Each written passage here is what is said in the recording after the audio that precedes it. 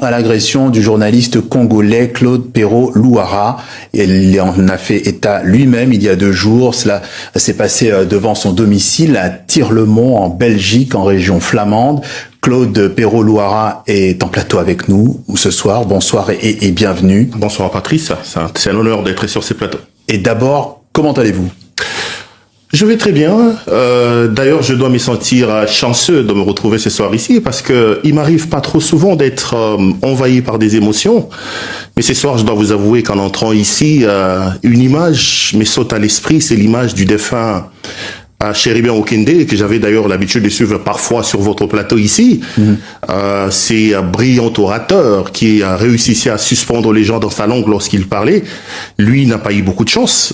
Il s'est retrouvé un jour dans des conditions comme la mienne et il se retrouve aujourd'hui dans un silence éternel. Donc à lui, je pense.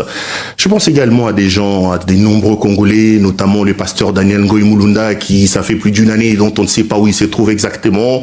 À des gens comme Kabila, qui aujourd'hui se promène à l'extérieur de son propre pays, Matata Ponyo, Moïse Katumbi, Franck Diongo, ils sont tellement nombreux, des Congolais qui se retrouvent à l'extérieur de leur pays à cause d'une folie, d'une dictature et d'une tyrannie qui est installée aujourd'hui à la tête de la République démocratique du Congo. Moi, je vais très bien, je suis vivant, c'est le plus important. Comme j'ai dit, Chéribin Okende, Delphin Kaïmbe et les autres n'ont pas eu ma chance, moi je suis vivant, c'est le plus important. Quelques points de repère quand même vous concernant. Depuis mardi dernier, votre tête est en quelque sorte mise à prix. Une récompense de 4 millions de dollars est promise à toute personne susceptible de fournir des renseignements qui permettraient votre arrestation. Vous êtes accusé d'être un soutien du mouvement AFCM 23.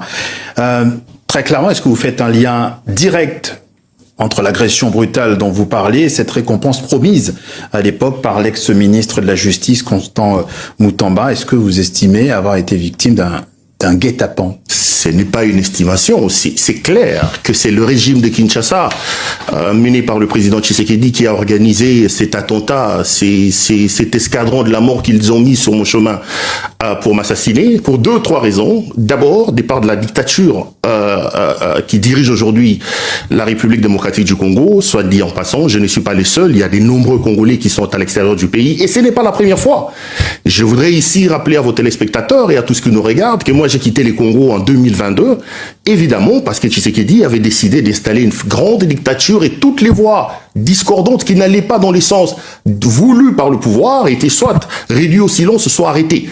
Donc à un moment donné, il y avait des menaces de mort contre moi, simple journaliste, et j'ai décidé de partir. Je suis allé par la Zambie. Ce qu'il a fait aujourd'hui, il a déjà commencé à le faire en 2022. Donc il a envoyé un escadron de la mort mené par le général John Chibangu, le célébrissime John Chibangu que beaucoup de Congolais connaissent. J'ai fui la Zambie, je suis allé en Tanzanie. En Tanzanie, il a organisé également un autre commando pour m'assassiner sur place. Cette fois-là, c'est le général Christian Daiwel qui est aujourd'hui sous le coup de plusieurs plaintes déposées par les Congolais en Europe, vous devez certainement le savoir. J'ai fui la Tanzanie, je suis allé au Kenya, donc j'ai pratiquement fait l'Afrique australe en fuyant M. Tshisekedi. Donc ce qui est arrivé le mercredi dernier en Belgique est tout simplement le prolongement, la preuve, s'il en était encore besoin, que c'est un dictateur qui a décidé aujourd'hui non seulement de brimer son peuple à l'intérieur de son pays, mais d'avoir aussi des bras à l'extérieur pour aller tenter de réduire toutes les voix discordantes à l'extérieur. Aujourd'hui, on vit la Corée. Là, c'est vraiment la Corée du Nord, ça c'est la même chose. Claude Péro-Louara, ce sont évidemment vos propos, hein, on vous en laisse effectivement la responsabilité.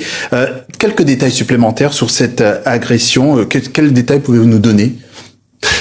Il est 19h exactement, j'arrive devant chez moi, j'égare la voiture, je suis descendu de la voiture et je récupère les colis qui étaient dans la banquette arrière, je reçois un grand coup au niveau du visage, je tombe, le temps de revenir sur moi, il y a 7-8 personnes qui s'acharnent sur moi avec des armes blanches, etc.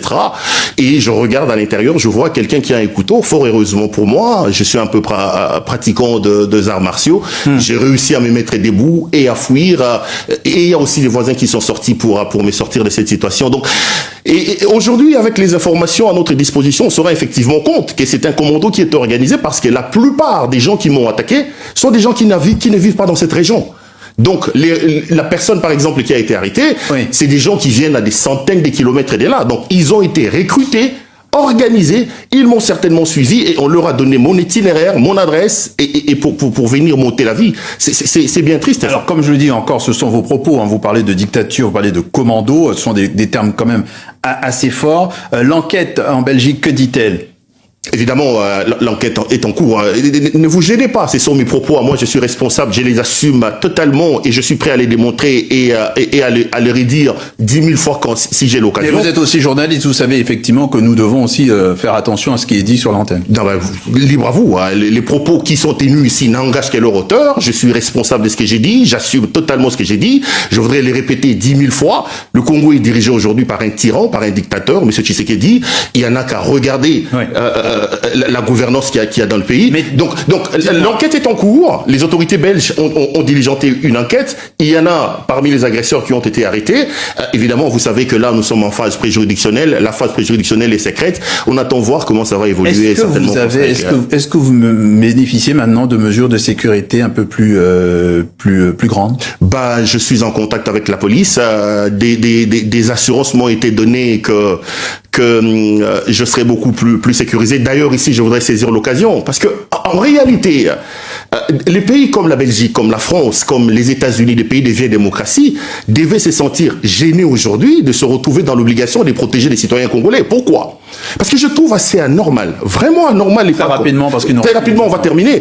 Je n'arrive pas à comprendre la complaisance et la légèreté, je veux dire ça comme ça, que les pays comme la France, comme la Belgique ont aujourd'hui à l'endroit de M. Tshisekedi. C'est un dictateur qui est installé à la tête de ce pays, mais moi je ne comprends pas la complaisance et les largesses que ce pouvoir qui brime, qui maltraite son peuple bénéficie de la part des pays occidentaux. Et ici, puisqu'on termine, je voudrais lancer l'occasion, un cri d'alarme de peuple congolais qui me regarde, que la communauté internationale, des pays des vieilles démocraties interviennent pour aider ce peuple qui aujourd'hui souffre énormément avec ces régimes de M. Tshisekedi. Le témoignage de Claude Perrault-Louara en plateau ici ce soir sur TV5 Monde, le journaliste congolais qui nous racontait qu'il a été victime d'une agression effectivement en Belgique, dans le pays où il est en exil. On suivra donc tout cela avec attention. Merci d'être passé par le journal Afrique de TV5 Monde. Merci, c'était un grand plaisir.